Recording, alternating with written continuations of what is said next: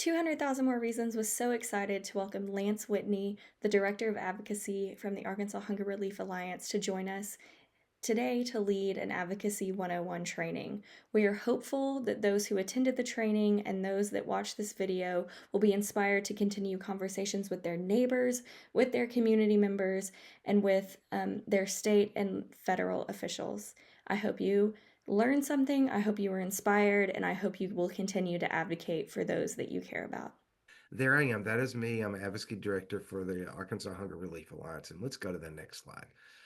Let's just move on. There we go. Okay, the Arkansas Hunger Relief Alliance um, is a statewide organization, and our goal as the Arkansas Hunger Relief Alliance, our mission is we are to collaborate as a statewide voice, advancing solutions for hunger. So that's our mission, and our vision is simple. It's to create a hunger-free Arkansas. We want to work ourselves out of a job. And if that's achieved, that's success, and our path will go somewhere else. So next slide is going to go through basically why we are concerned with food insecurity in Arkansas. You know, food isn't just about making sure your tummy's full. It has so much more effect. Food is your physical health, it's your mental health, it's your well-being, and it's success in schools and work. Your physical health is directly affected by what you eat, but and the chronic diseases like heart disease and diabetes are absolutely directly affected by what you eat, and food insecurity and malnutrition influence hunger influences those to grow to the point that it's devastating to a community. The mental health part, I know mental health is a key word now over the last 4 or 5 years, but what you eat can also definitely determine depression, determine excitement, can turn anxiety, stress, and your mental health is directly linked. And so food insecurity would obviously affect that. Your well-being, your basic needs, your social acceptance of whether you have food and shelter. Can lead to social isolation and stigma that comes with, and shame that comes with a public appearance. So, not meeting your basic needs like food directly affects your well-being in a social environment. And of course, we are very, very much so linked in that, not only is food medicine for the well-being, the health, mental health, and the physical health, but it's also, food is school, food is education, food is work. Without enough people with food or have food insecurities, then what happens is they can't concentrate. It's a student, whether that's your employee, low energy, miss school. Miss school means parents miss work. It's a very much so domino effect of how one thing can lead to the other. The children have to be in school. If the children aren't in school, a parent has to be home. If a parent has to be home, then you can't get to work. And if your work can't count on you to be at work, then your job and employability could be questionable, not to mention the productivity of that business or entity, whether that's a grocery store or manufacturing, a police force, whatever it is.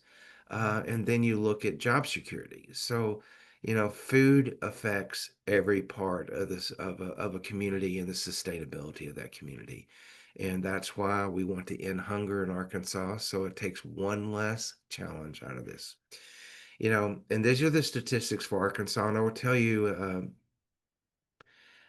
there are Arkansas ranks number one in a number of things, but the one we don't want is the last report, and I'll put last in there in quotation marks because I found that due to an announcement this weekend.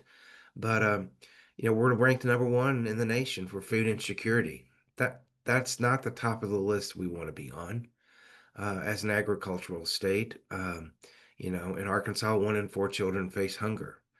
It's been bumped up to 1 in 5. It's been bumped down to 1 in 3, but currently it's 1 in 4 point something. So we're going the wrong direction. 1 in 5 people face hunger. You know, that's the difference between the age of the person that's fighting hunger but it would now include all adults and veterans and seniors. And this food insecurity in Arkansas and in every part of our nation, um, it takes a holistic view to answer these questions and these challenges. And the biggest thing that I want people to understand is that it takes both the food pantries and the basic need programs offered by the government, and it's a community effort. The gardening, the faith-based organizations, because for every one meal a pantry provides, SNAP offers 9 meals. And if those 9 meals from SNAP get reduced down, then what's that going to provide to these pantries and to these charitable food networks? Because right now, every pantry I know runs out of food before they see everyone having food. They're consistently they're limiting the number of times they can serve in a month. They're limiting the amount of food that's in a box or a giveaway. So, and when you're talking one out of one meal and one every 9 meals in the SNAP program, then you can see where these other programs would directly affect the load placed on these pantries and the food banks and any charitable food network. It's a challenge that is too heavy a load for one person to bear, and it takes a combination. So we can't operate in silos. We need to operate as a holistic and a gathering. It takes both, not one without the other, because SNAP can't do everything that needs to be done either. So it needs the charitable food network as well. And our pantries and food banks and neighborhoods all need to participate together with those programs.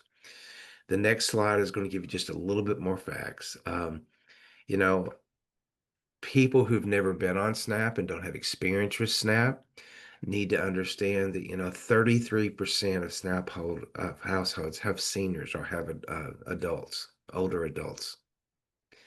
That that kind of really bothers me intensely because I love my seniors that I've worked with. I was a SNAP director here at the Alliance for a while, but these are generations, and now I'm in that generation, but these are generations that have paved the way for us to have anything we have now, whether it's growth, whether it's a monetary, physical, everything that they've done and worked so hard for, had no idea the cost of living would be today. And these older adults should not have to be choose between medication, shelter costs, shelter maintenance, transportation, and food, but that's kind of what's going on. So when you're looking at 1/3 of our population that's using SNAP being seniors, that should be a little bit eye-opening and should take away the stigma of exactly what's needed, because it's easy to see when the older generation retired, they had no idea what the cost of living would be. So therefore, it changes what their monetary resources are, and then it causes a number of challenges, and food insecurity is one of them. Another thing that's not known about SNAP is that every dollar of funding that came in through from federal funding would come in, but it would be represent $1.80 into the state of Arkansas. If we had an 80% return on every dollar coming in, now this didn't cost the state anything at all at that point. It was absolutely $1.80 that would be returned to the community. This allowed the grocery store retailers to be able to buy more inventory because there are more people able to buy food when they have SNAP access. It also allowed them to hire more people to put those things on the shelf and check these people out. But it also impacted the health of the community, the cost of the hospitals and the doctors that then had extra funding from these families that could pay for those services, but also kept them healthier so they didn't need those services. It also placed in the ability for the teachers and the principals and the school systems to work, because if kids show up in for school, then they too are able to participate and perform better, and therefore it goes back into the progress reports and government funding into the schools. So it goes, you see where this all links in together, that food is education, food is medicine, but it's also food is community sustainability. And And, some people say, well, I see people buying steaks, or I see people buying birthday cakes, or I see people buying a number of things. Uh, yeah, I always say that, you can go through their grocery cart as soon as they can go through yours. Um, but the other side of that is I want you to try to live off $6.27 per day per person. That's all SNAP gives. Do a SNAP challenge. Try to see how many days you're buying groceries. Multiply that times $6.27 and try to stay within that budget. SNAP is a supplement.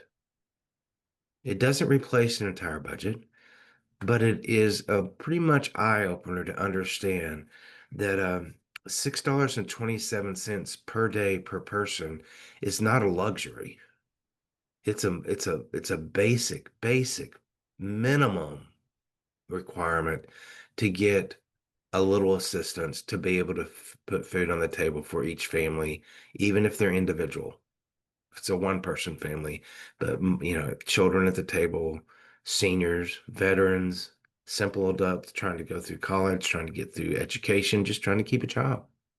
So those are SNAP facts. I think are there's many more, but obviously this one is a one that kind of highlight some points that people don't think about when they think of SNAP. They do, and this is an important part of why we fight hunger. Okay, well, this is shocking, I know. I'm going to tell you that your voice matters. I'm a director of advocacy. Everything at this level when we're talking is that your voice has never mattered more than it is the day that you're breathing, and that's every day you're on this earth. So it doesn't change day to day, but your story is so important. Your opinion, your experiences. It's what gives strength to every conversation you have, and that's what advocacy is. So let's define advocacy on the next, by actual, dictionary, the act of pleading or arguing in favor or something such as a cause, an idea, or a policy. It's active support. Okay. So advocacy is an act that you feel strongly about, you feel passionately about, or a view or an idea. Obviously, policy is one of the key features in this because it's what we do in advocacy when it comes to getting legislators to make policy, but it's also to educate the general public. The facts we just stated earlier. There are so many stigmas that are based off not true facts. To understand that our seniors are hungry, to understand that $6.27 is what the families are getting, this is not elaborate. But some people believe that if you got SNAP, you just have free access to this credit card that allows you to buy whatever you want, whenever you want. And not only whatever you want has changed, even more detailed than the last legislative session, but you've never been able to purchase things like alcohol, tobacco. You've never been able to purchase actually pre-cooked food in Arkansas. So you've got your limits of what you can do on this to begin with. And it's not just at the mercy of who's checking you out. It is ingrained into our Grocery Retail Association by stock number of the person that's scanning it, and it will not accept payment. If you see someone pay with a SNAP card and they had something in there you didn't agree to, that card isn't paying for it. Remembering $6.27 is probably not going to cover every expense they have. It will cover the items it will up to the dollar amount that they have on that card, and everything else after that is for the family themselves to afford on their own. It's ingrained in the computer, and we all know you can't check out without that computer anymore. And it is going to go through those ID numbers, and it will determine whether it is accessible to be paid for with SNAP or whether it's set aside for someone else to pay for, regardless whether it's the first item on your list or the last item on your list that you scan across. Um, there's been many studies on what people purchase on SNAP, and I'm just going to say this that When you get your groceries, I would say if you're checking yourself out, which is almost the only way you can these days, is that you will put your heavy items on the bottom, first in line, so that it goes to the bottom of your bag, and you'll do your lighter items later. Well, your lighter items are probably going to be your produce, your items you don't want smashed on the bottom, and your heavy items are going to be whether that's pop, canned goods, whatever it is.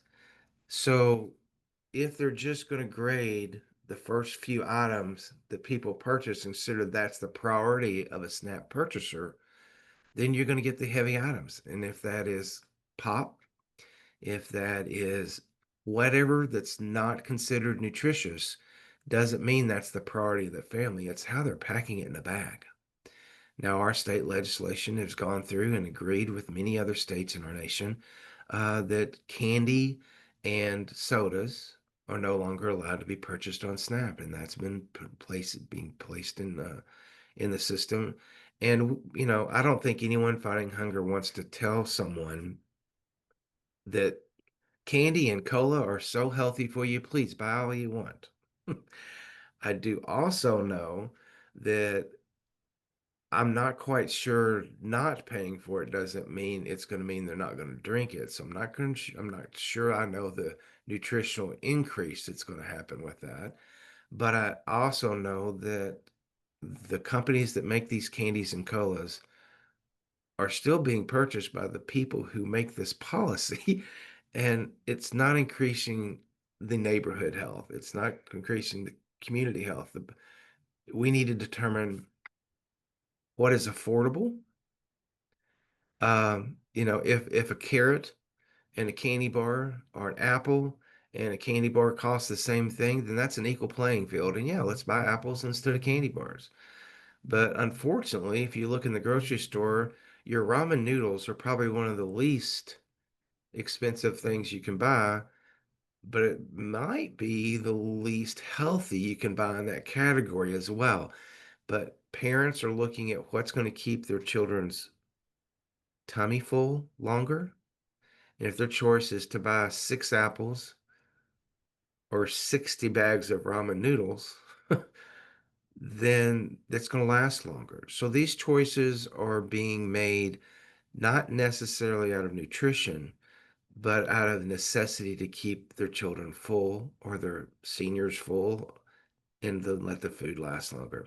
So when we're talking about advocacy, the act of pleading or arguing in favor of something such as a cause, an idea, or policy, an act of support, we want to make sure to know what is your advocacy about and keep it. We're going to go into details a little later on, but keep that into a sense that you understand what it is you're asking for and what it is as a group or as an individual.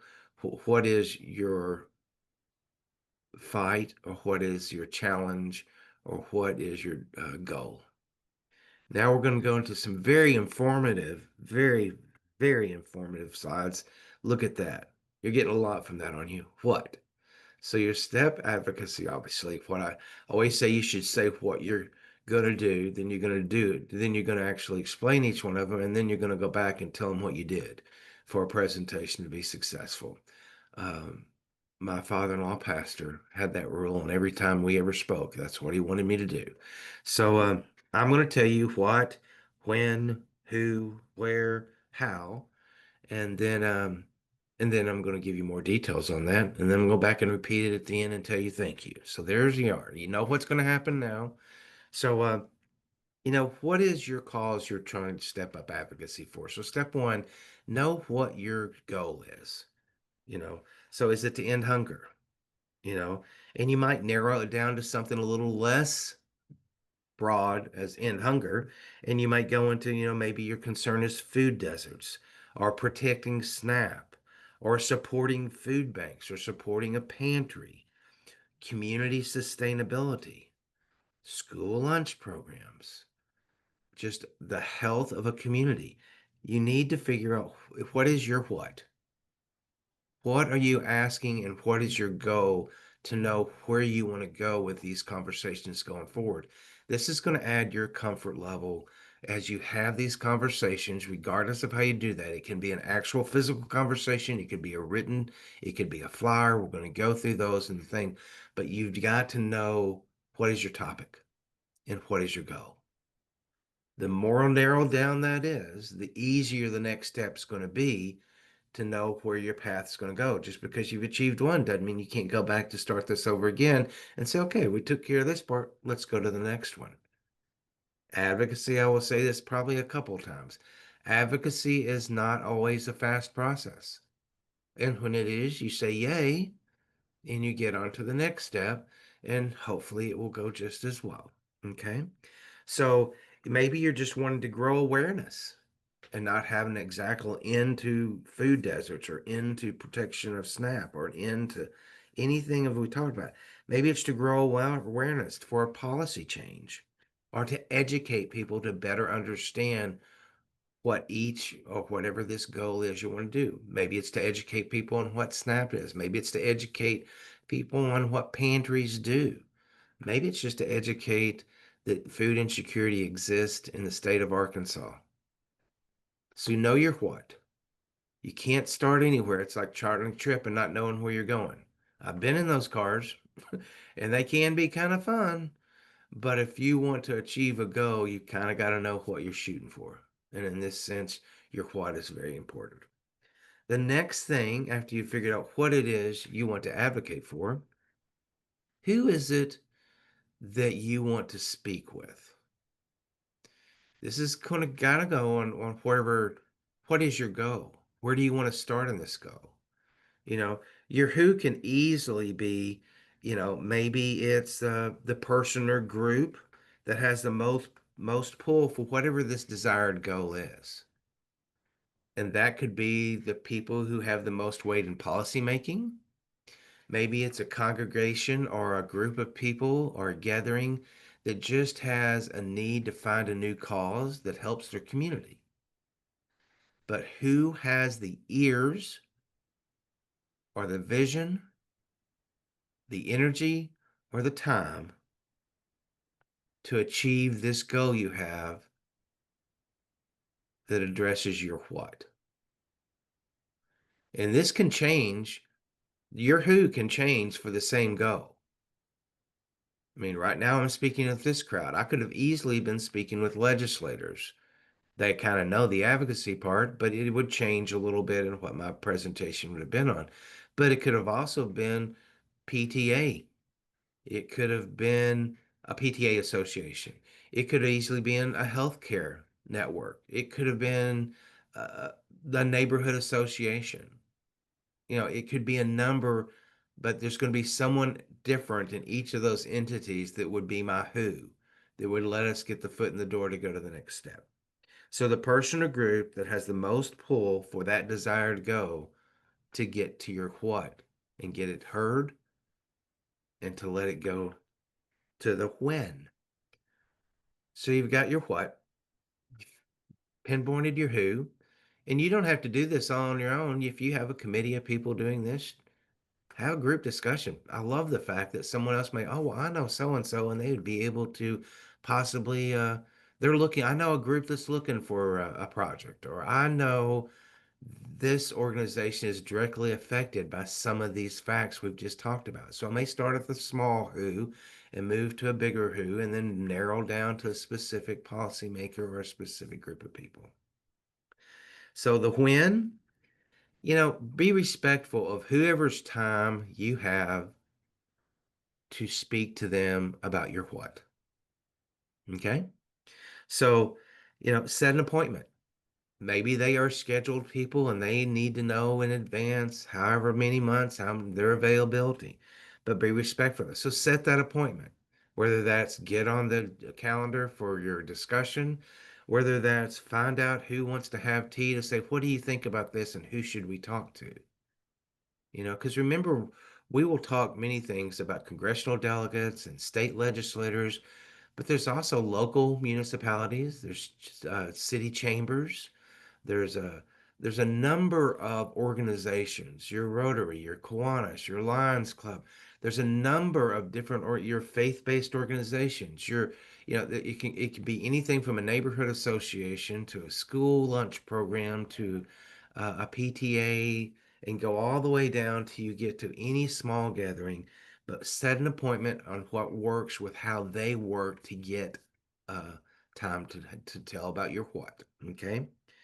The public gatherings. There's always a great time, whether it's a fall festival, a spring fling, a Christmas event, or any holiday event, a summer picnic. We all know we've been to many, many, many Fourth of July events, and our congressional delegates really like to show up, and our state legislatures like to show up. Why? Because there's people, and there's people who will listen, maybe indirectly, but all it takes is one word, and that ear sparks up, and all of a sudden they're in there. But they also get exposure, and you're wanting to draw exposure in a respectful and in a productive way on your what. Okay. So it could be a casual conversation across the fence in the backyard with your neighbor. So don't think of this always having to be formal. Your advocacy and your comfort level in advocacy can be as easy as a very small group, a one on one conversation, to maybe a small group, a Sunday school group. It could easily grow all the way up to a lobby day, you know. But find out what you're comfortable with in starting out. Get your feet wet, know your what, know who you're trying to talk to. And if you don't know who that is, gather in these groups, find out who would be a good person from someone who might have the ear of that person, and then figure out where you want or when you want to do this, um, whether it's a public gathering, college conversation, or maybe it's a periodic update. Maybe it's one of those city board meetings that happens every third Thursday, or the chamber meeting that happens every other month or every month. You know, figure out what set the appointment is, who it is that's going to be there, and respect the schedule for that person. Pushing yourself on your schedule is not necessarily the first way in the door to get them to listen. Okay. So the when is set that appointment. Figure out what time works best, schedule around that so that you get a chance to be heard by those who can do productivity to reaching your what or your goal. So, where? This is going to go with the when hand in hand, because when you set up these appointments is going to determine a whole lot of where you're going to be doing this. But it could easily be the legislative events, the congressional events. You can also be in timeline with what bills, depending on your level of advocacy and what your resources are, if there's bills going up for vote in the state legislation, if there are uh, votes going on at the congressional level, that can determine where you need to have your biggest voice and the level and the layer and the stage you are at trying to achieve attention to your what and to your goal. Okay. It could be easily done just anytime you have free time. So we've gone from a congressional, a pre-budget, a pre-voting event to just anytime you have free time, start the conversation. It could be once again in the backyard. It could be at the coffee time. It could be while you're playing.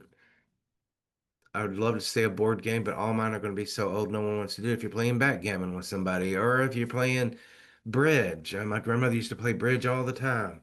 I always got to be the dummy. Now I know why, because I didn't know how to play it. But anyway, um, so there's never a bad time to have a conversation about a good topic.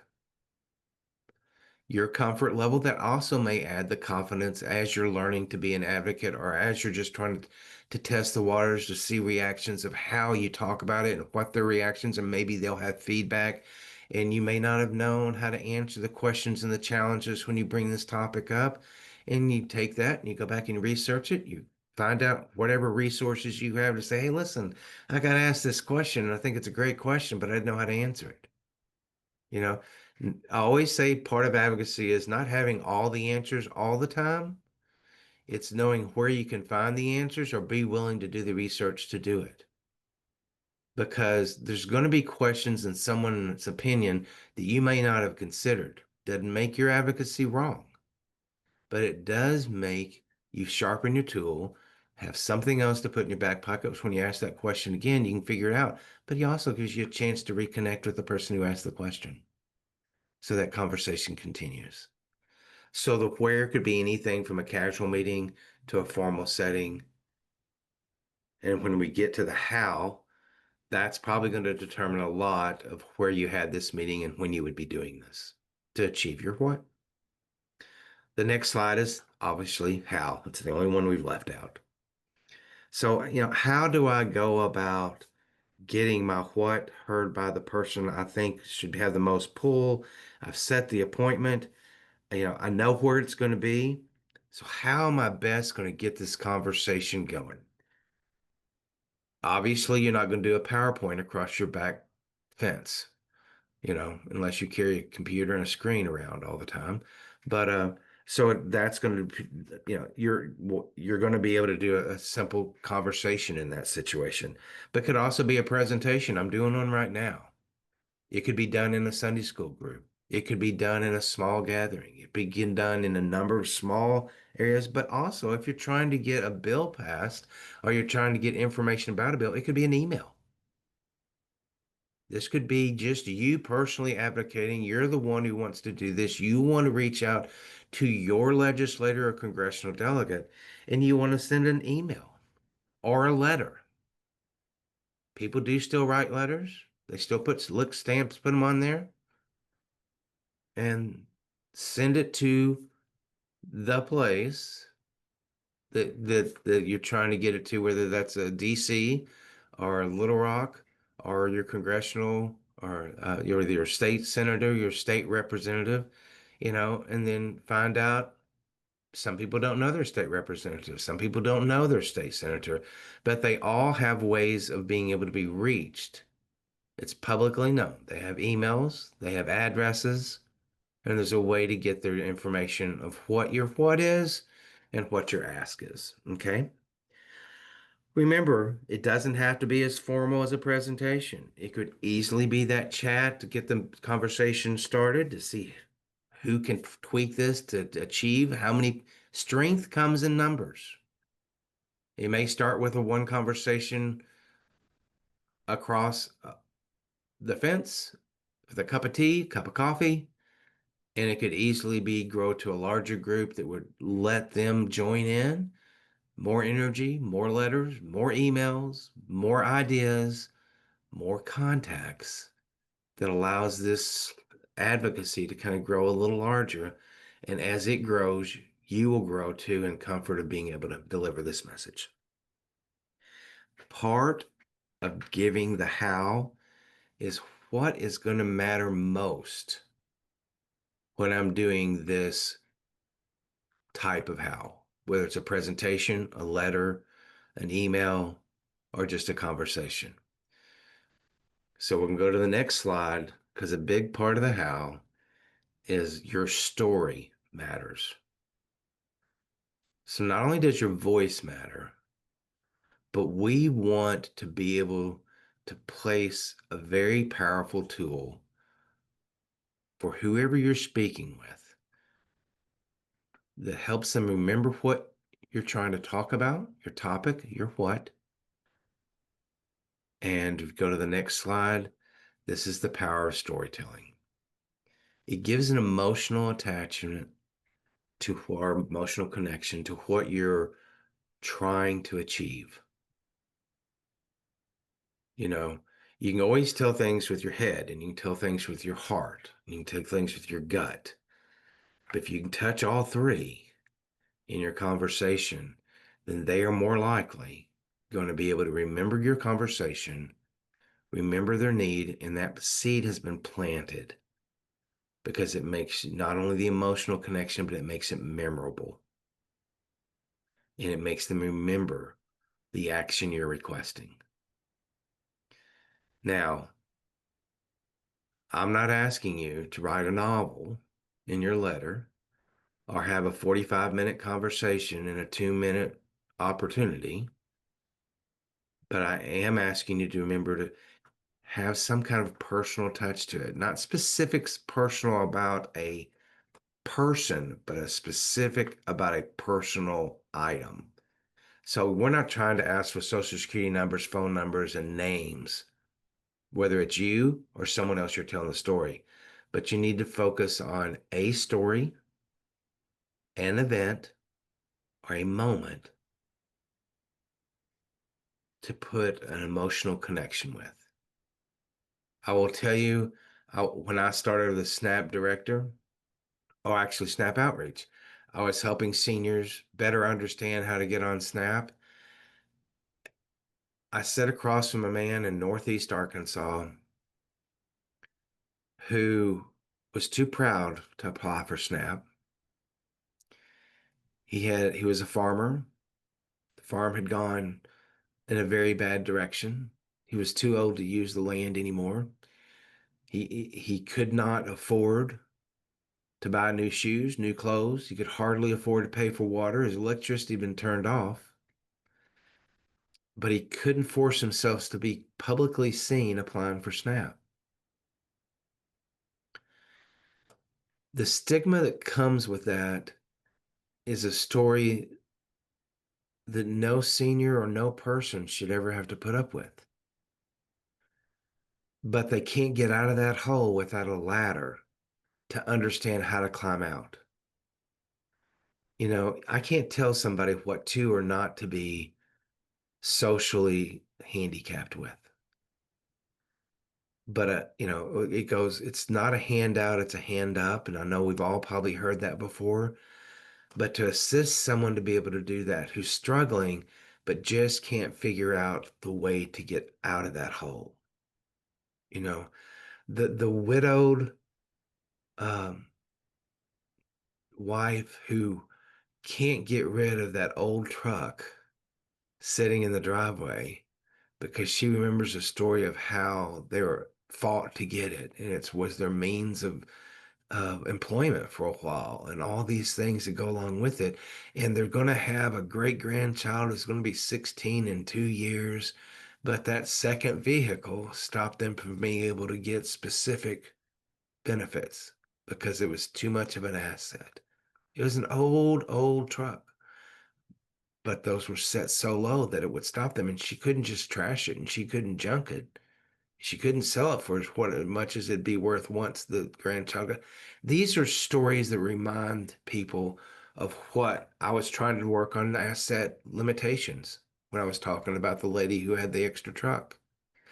The struggle on the farm bill of farmers who weren't succeeding but couldn't get the next step of a benefit because of other roadblocks. So that simple, short, one story, one point was what made the emotional connection. Memorable. I didn't make up either of those stories. You can't make up stories and be so complete. Be authentic.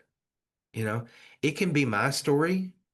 I had a coworker who experienced the stigma with SNAP, and she was unbelievable. The minute someone would say, well, I don't. She goes, I understand. I've been there. I had two boys, and I was trying to feed them when 20 years ago, and I used to tear those coupons out of a book, and people would stare at me every time I did it. But the minute she told her story, the person across the table understood that it wasn't just someone trying to fill out a form. So be authentic. Speak your own voice. Talk to people who are on the front line and get their story of what they're doing and what they're seeing and how they're hearing it.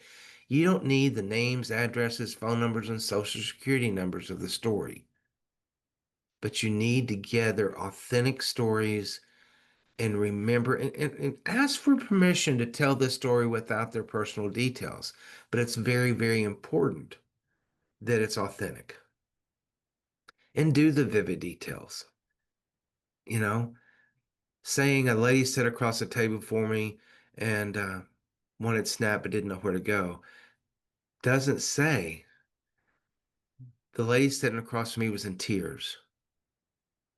She hadn't eaten in 3 days, and she had a child that had eaten this morning, but she had no more resources for the rest of the day and tomorrow. Those are details. Paint that picture. Someone just didn't come to you that was hungry. Once again, we're not looking for a novel. You've got a limited amount of time to tell your story before they're going to turn it off. Make it memorable, but paint that picture with some verbiage that allows you on an authentic story and a personal story. And action oriented is the power of storytelling. How does this situation or problem or goal or your what, how does it impact your community? Families struggling to find food, families struggling to get SNAP, children's performance or poor nutrition in their performance in school, teachers' ability to do what they do, teach. You know, what does the problem affect in the daily life? Every school district has a challenge of a hungry child who can't concentrate to learn. There may be children in that class that don't have problems finding nutrition, but they're going to be affected by the child who can't stay awake or can't be controlled because they're hungry. So how does this problem affect the daily life? I'm telling you, when SNAP or any other resources stop and people can't afford food, grocery retailers won't have the ability to buy in as big a bulk. Whether you're on SNAP or not, that's going to affect your grocery bill. When the grocery store can't hire more people because SNAP's been cut to the point that they can't purchase as much food, then that's going to determine how many employees they have and unemployment. When nutrition goes down because people can't afford food, healthcare costs for a region are going to be a situation that the whole community will affect. So, depending on what your what is, it can link to other things. But for hunger, food is medicine, food is education, food is community sustainability. So, the solution, you may or may not know what the solution is at the time that this is going on because your ask may be, we need policies that address this. Let the expert on making that policy better understand what the need is, but you may also have people on the front line that have told you, if I just had a closer grocery store, I wouldn't have to wait for the bus, or if there's not a bus, for a ride, or I don't have gas to get to there. You know, we need more accessible food. So your solution may be known and you may have some ideas. And sometimes the people making the policies and the answers like to feel like they had some input. Give them some options. These are things you're thinking about. What do you think? Help them come up with the solutions. They're more probably inclined to help if they feel like they had an idea about the solution. I'm not saying spoon feed them and reel them in. I'm just saying sometimes you may not have the answer, sometimes you may, but sometimes the buy-in on the person you're asking could easily be a stronger supporter when they have a buy-in and some investment in it. And know your ask. I'm asking for your help. I'm asking for a solution. I'm asking for this bill to pass. I'm asking for this bill not to pass. I'm asking for some attention in our community to be held on this specific topic. Don't leave with them wondering, why did we have this discussion? if you've covered with a story, you've made it memorable, they're going to probably, you've already figured out your what, who you're talking to, where you're going to meet them, how are you going to tell this story. They're going to know your what, but it never hurts to end the conversation with your ask. I, these are all very important facts, but the power of storytelling supports every one of these. It gets action, it makes it memorable, and it has the emotional connection of what the need is and why you're taking up their time. Let's go to 17. It's a very big talking points. Okay. Now, we're going to have questions on here, and if I've stirred up anything, I hope you've written down on the side because I'm more than willing to answer the questions. And once again, if I don't have the answer, I will find out how I can find that and go on to get you your answer. The next slide is number 18. I am also going to tell you to sign up for Alliance Action Alerts if you want to deal with hunger issues. So you can go to our website and you can go under get involved and you'll sign up for action alerts. And this is going to be something we're building every day a little better. But this is going to deal with legislation going through the state or going through the nation that deals with hunger issues. Obviously, we're not in session right now. Well, it's fiscal right now, but there's it's not the general session. It's every 2 years, and we just finished it this past spring. But it's a great way to know what bills are coming down the line or when there's a need to contact your local representative. I will always encourage you, and also on this action alert part on the advocacy category, you'll be able to find out if you do not know your legislative or your congressional delegates, you can go through there, put in your address, and it's going to tell you who is your state senator, who is your House representative, state House representative, and then you can also go through and you can see who our elected officials are from the congressional that are in DC. Because depending on whether that bill, I don't know if y'all remember that old Schoolhouse Rock, I'm just a bill. That's the whole thing. I love that. Anyway, okay, I'm showing my age. I know some of y'all are too young probably to know that. But anyway, um, on Capitol Hill, I had to finish that. I just could not stop. I'm just a bill. Um, so you'll be able to see what's going on at any level and when the votes are coming on. And sometimes you're not getting a lot of notice, and sometimes you're getting plenty of notice. But if nothing else, if you decide on a Tuesday, I'm going to have coffee with so and so. Wouldn't it be great? We're going to play bridge. What if we, for our entertainment this time, we're going to reach out? We've talked about hunger 4 or 5 times during these meetings.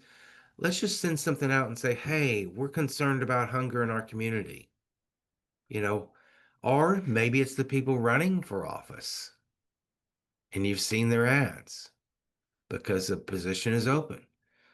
Then send those mails or emails, letters, opportunities at the picnic, whatever time you get to see, and say, what is your view on hunger? What is your view on SNAP? What is your view on whatever your what is? And let that opportunity be done there. But sometimes you need a resource that gives you the alerts of the most.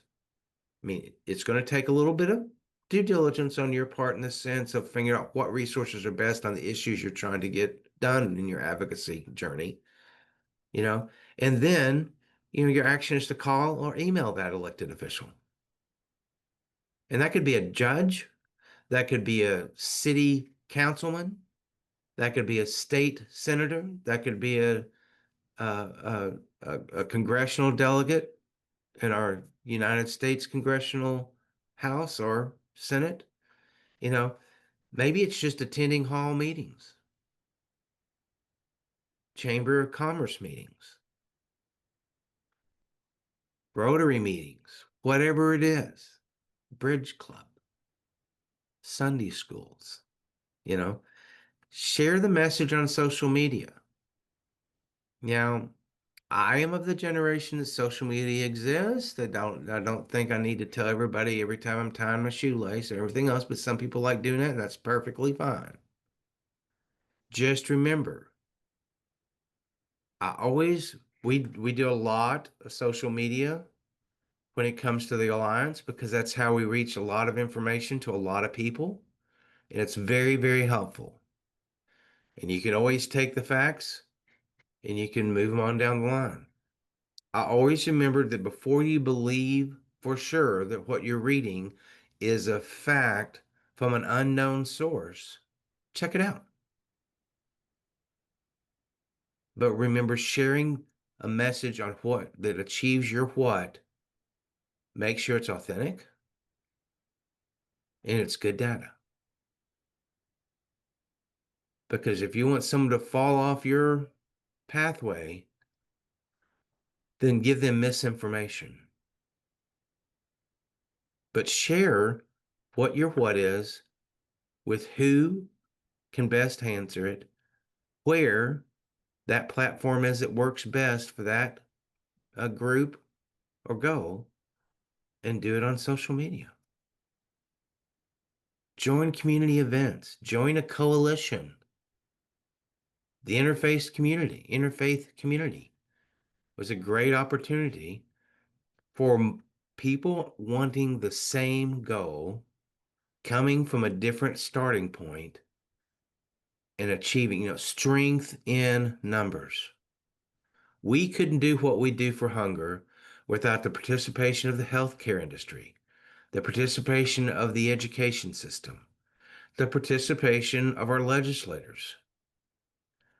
Whatever that coalition needs to be, the participation of our food banks, our pantries, people who see the front line are the people who make policy, and everything in between can be a coalition of like minds or like goals.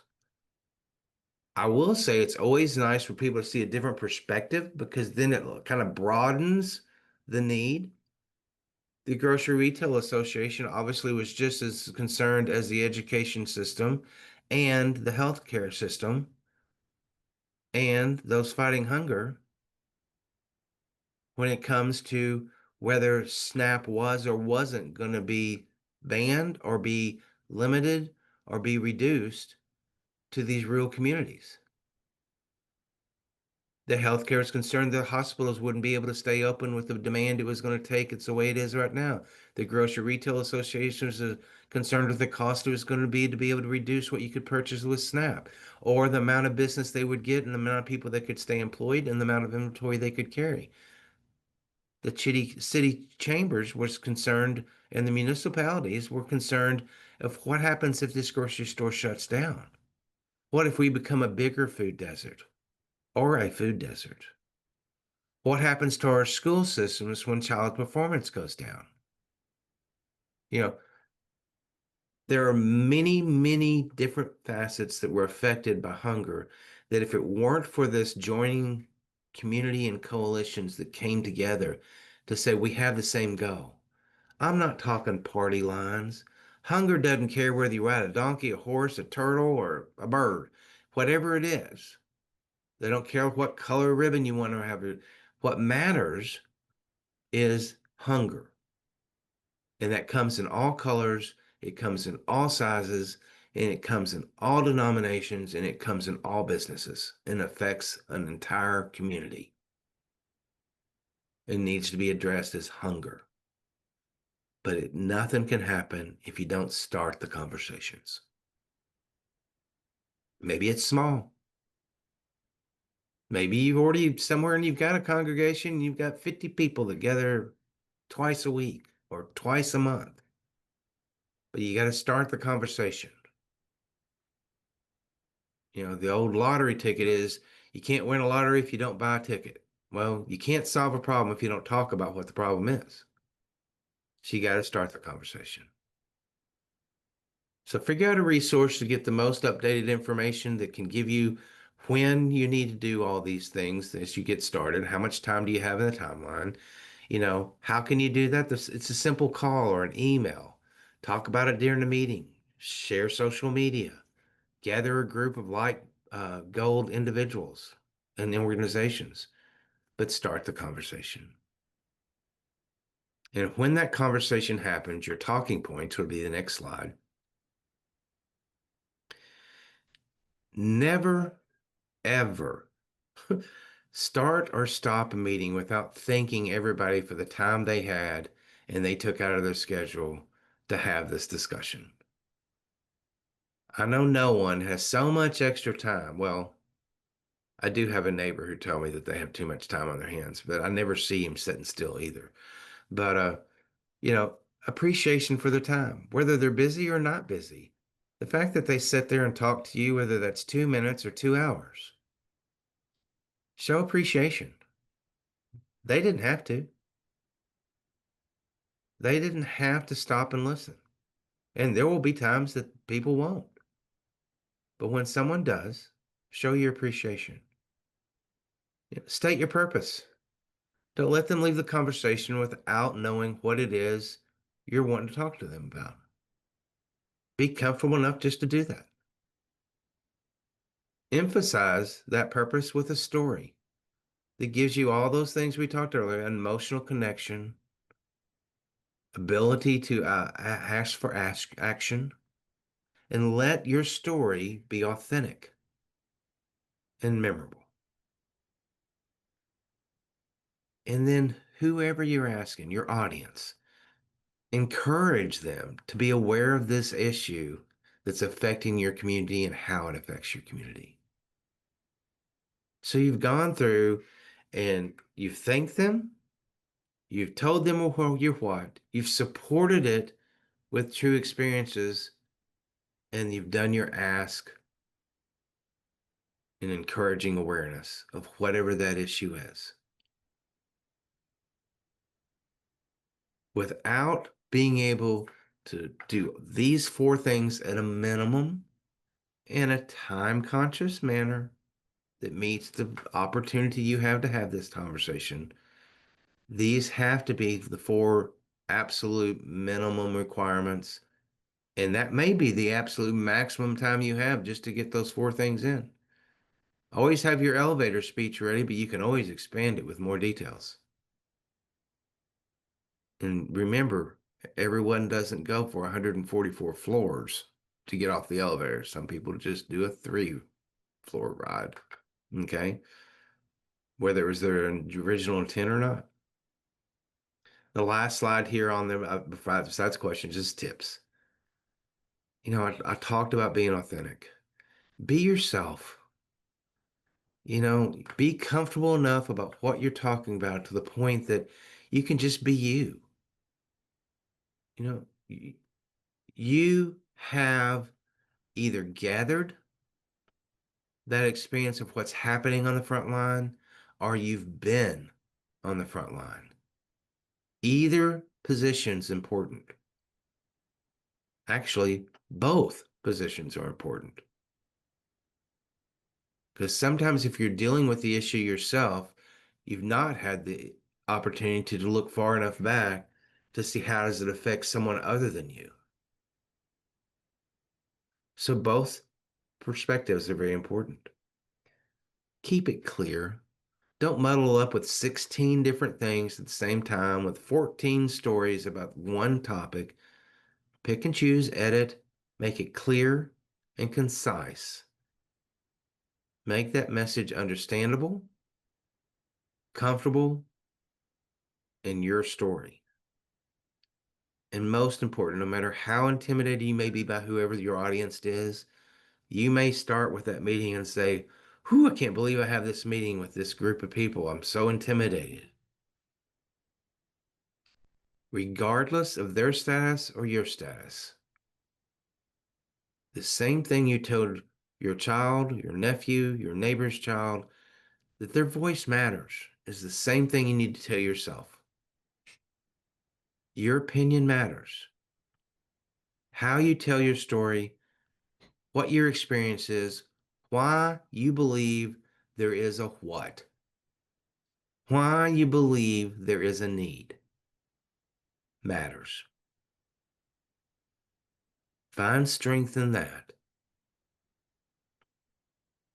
and then move to advocacy to have a conversation. And that's all advocacy is having a conversation about an important topic.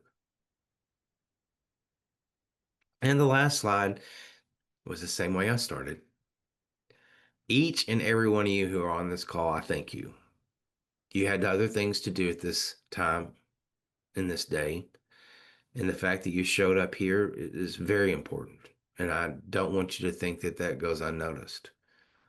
It's I believe hunger's a true and important issue for the entire state of Arkansas, for every community that Arkansas has. I think it's unknown to know exactly what the effect is for a community, the sustainability of the community, the progress, and the promotion of making Arkansas an even better place than it already is. But it definitely is a topic that I think needs to be discussed. And I hope you'll join me in these conversations. And if there's ever a time I can help or assist in any of those conversations, I hope you'll let me know. Or if I can't do it, then I'll find someone who can or see what I can do to get you the information to the person who can. Do I have any questions?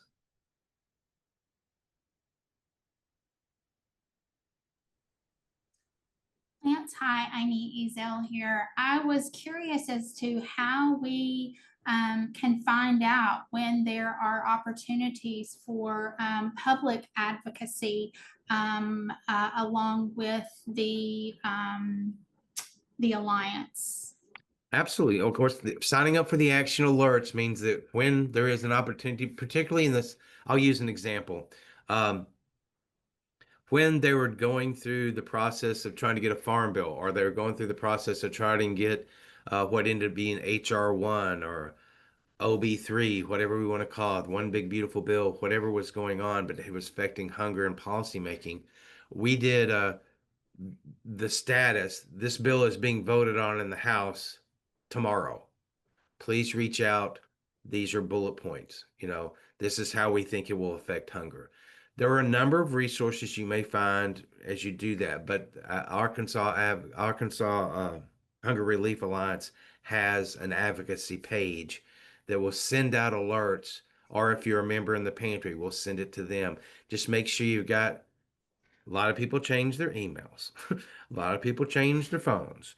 Just make sure that's updated, and then we will send out, please contact your legislator, and then I'll have you a hook to find out who your legislator is at that point, because your senators will always be the same, but your representatives will change in districts, and your state legislators, when the state house was when the state legislation was in session, and we were taking different things, whether it was the universal school breakfast, or whether it was the SNAP asset limitations, or whether it was whatever topic it was, we would send out, this is now in the House, it's going to go to committee. Your legislator may be in the committee, or it's going to the House floor or the Senate floor. Please contact your state senator.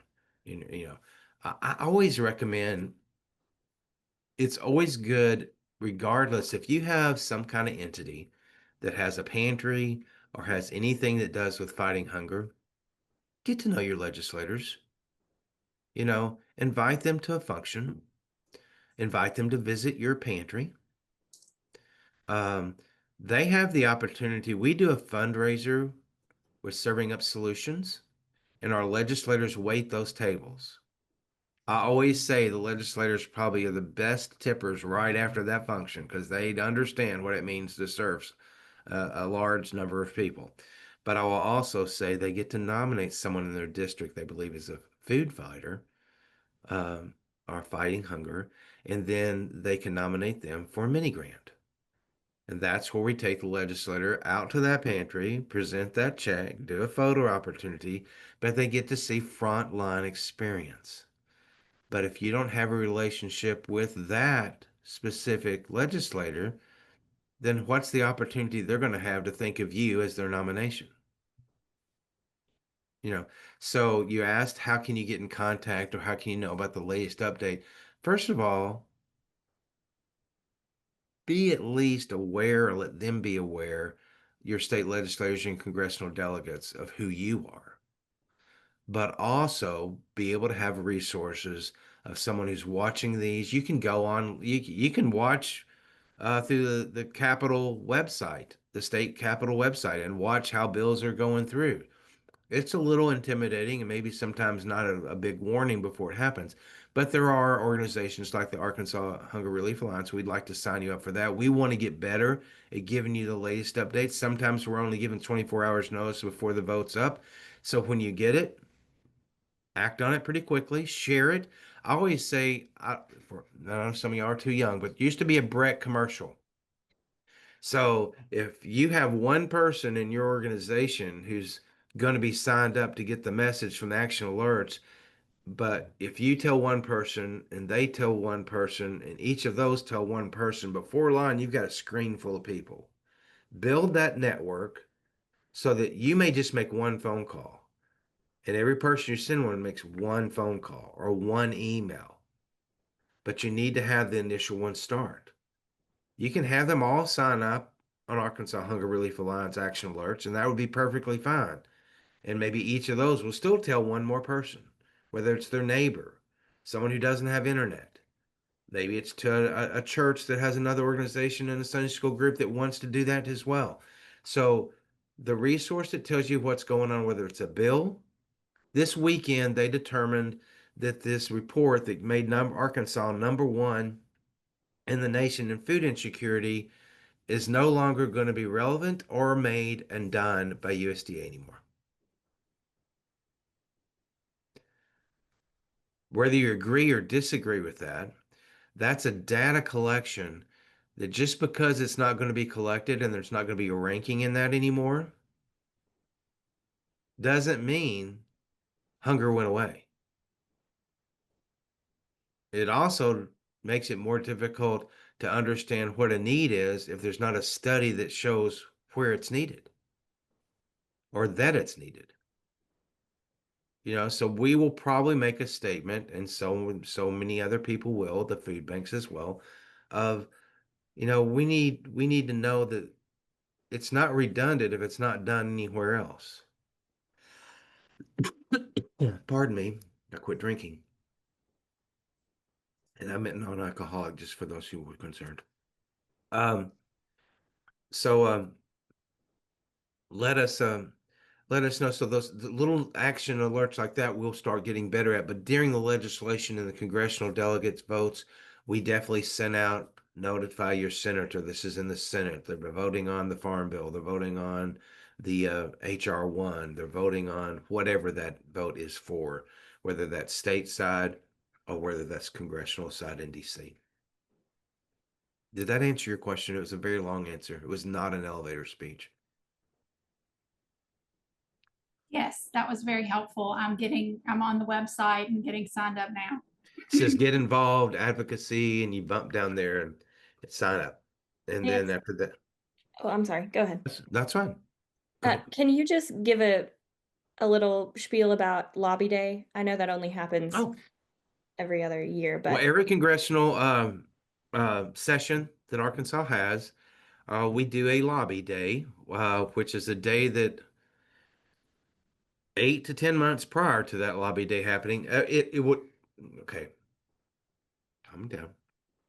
It's a day that we take, uh, allocate by the Capitol's calendar that is a day for hunger and Arkansas Hunger Relief Alliance to sponsor something, whether that is a appetizer kind of afternoon thing or a lunch item. And we gather with talking points and little cheers to get it started. We go up on the Capitol Hill. Typically, we're hand out T-shirts, so we're all in the same color. So there's a sea of green or whatever color we've got on our T-shirts that year. Invading the Capitol, letting everybody see that there's a whole lot of green going on, but it lets them see there's a large number of people very, very concerned about hunger. And the legislators are invited to that event, whether that's a lunch or it's a cocktail or whatever it is that they want to have. Um, I have to do both ways because we did it differently this past year simply because The ice storm happened on the lunch, and we had to change it later on. But and then a tornado came, but we won't go there.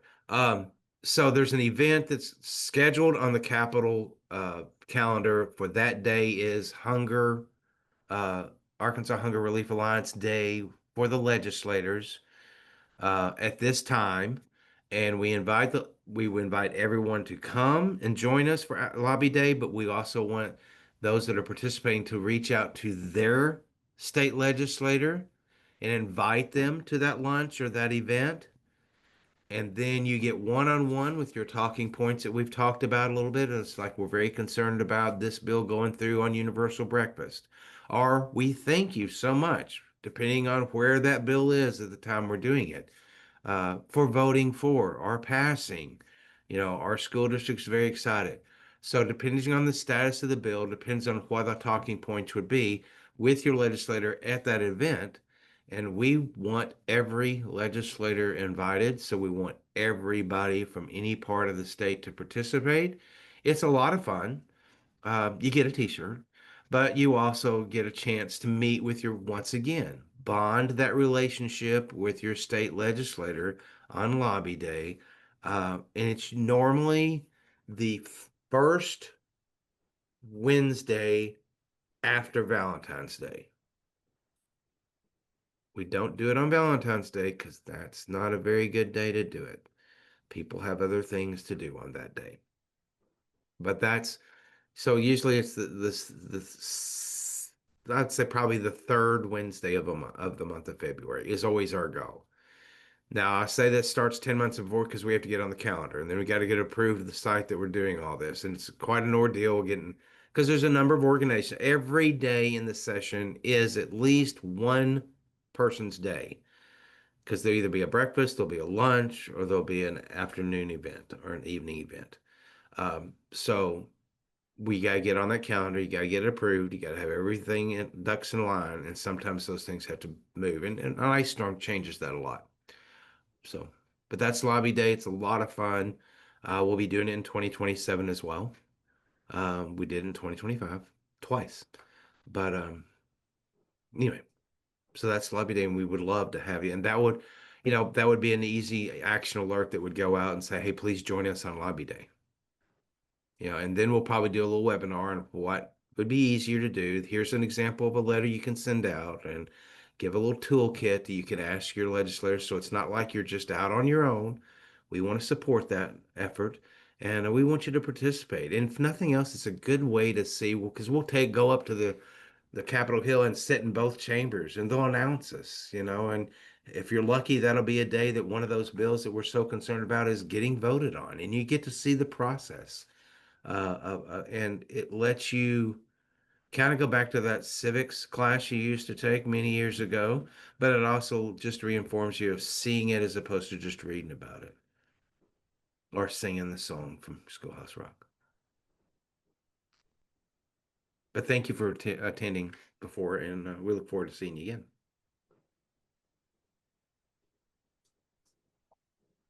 Anyone Any other else questions? have any questions? Yeah.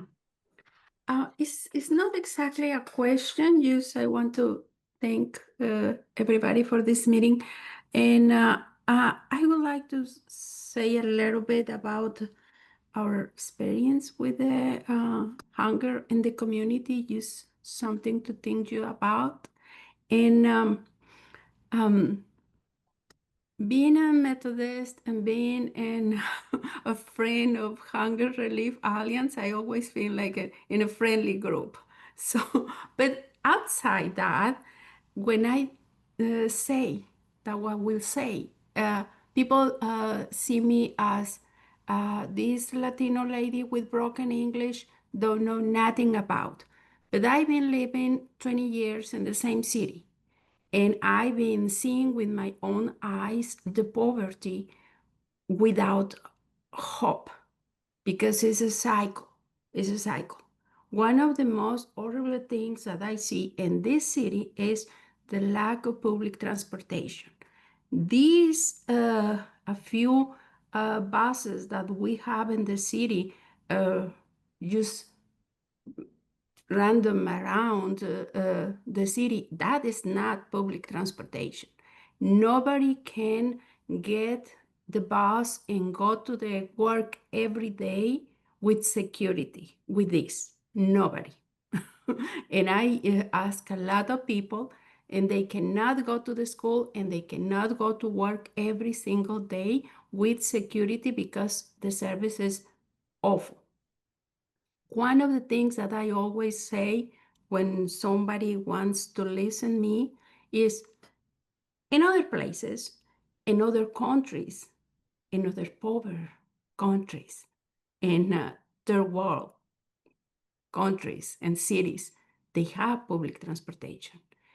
And the people take the bus every single day at the same time, go to work and back to home safe every single day. That is the life of a lot of people. I don't know why. Well, I know why. Here, nobody think about that.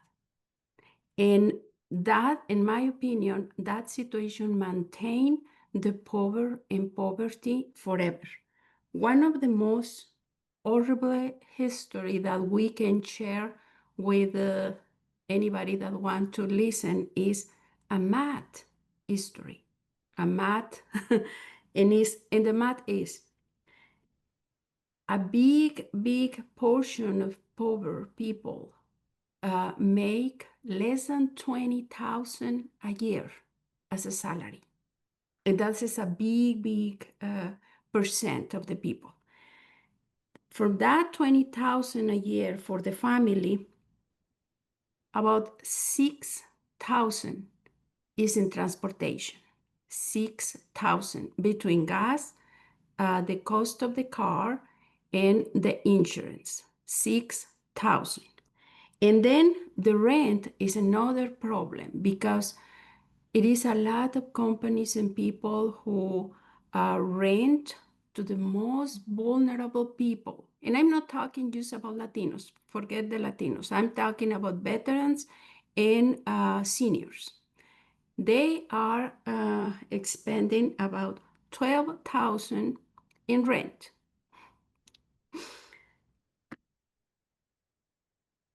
That is the story of the math of their lives.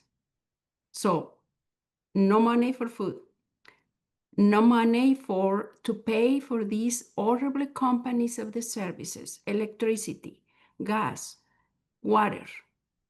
The cost is awful. It's really awful. And they need to pay because they cut the service immediately.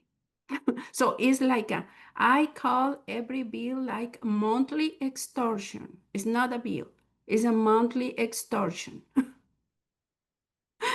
And that is why I see, when I see people, one of the most impact thing for me as a Latino is seeing in my food pantry veterans and seniors. And they, because I'm Latina, I receive a lot of Latino families, and they don't feel comfortable to come and ask for food. So the kind of thing that I do is separate to the rest of the people because they are mostly alone men. They don't have family, or they have family, but they don't feel good being in the same line with the ladies with kids.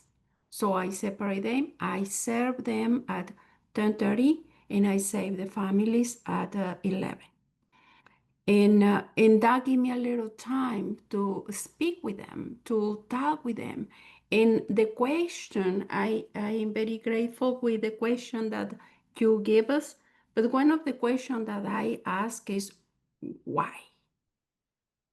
Why is in this situation? Why this family is in this situation?